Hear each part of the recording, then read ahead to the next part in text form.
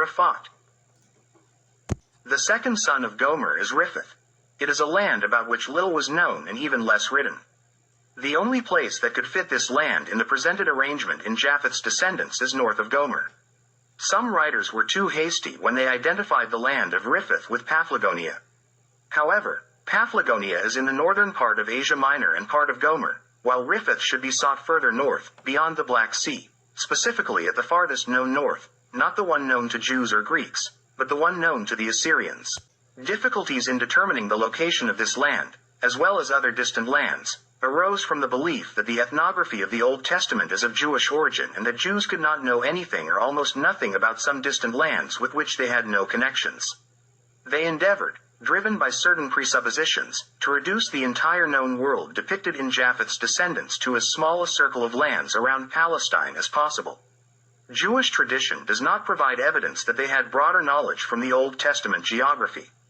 Learned Jews from the Middle Ages recognized this deficiency and attempted to compensate for it, but there was no consensus among them. Instead, there were quite arbitrary interpretations, and their impact was very limited. Similarly, Josephus Flavius marked Paphlagonia under Riphath, and St. Jerome followed suit. Alfred Maury comments on this. Josephus followed Jewish tradition and did not concern himself with the actual names in the arrangement of lands.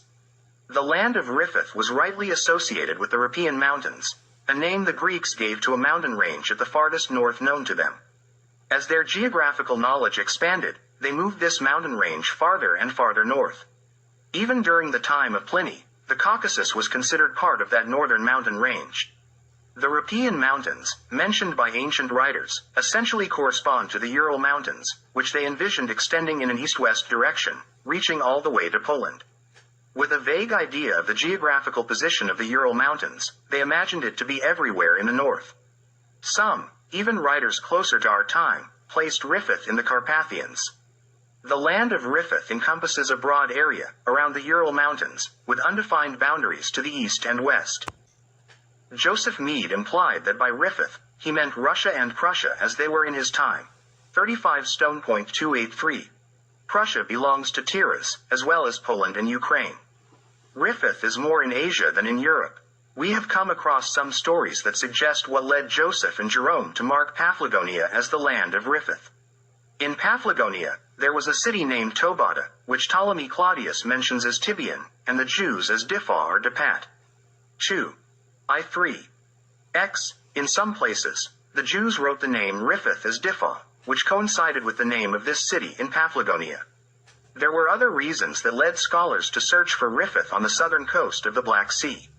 Apollonius, in the Argonautica, mentions a river called Rabaeus that flows into the Black Sea. Dionysius Periegetes mentions the same river as Rebus, and so does Stephanus of Byzantium. Perhaps most influential was Pliny, who mentions a tribe named Riphae that the Greeks call Arimphei in that area. Ernest Rosenmuller also pointed to the only possible location of the land of Riphath and gave this explanation. Ancient writers implied the Riphean Mountains as the northernmost mountain range, which, according to their conception, stretches from Western Europe to Asia. He cites Pomponius Mela, who, in his work, De Situ Orbis, 1.19, says that the Riphean Mountains are located from the river Phasis, which is one of the Greek names for the Volga River, our note, to the west above the Black Sea. 79. Eusebius Pamphiles says that Riphath is the land of Sarmatia.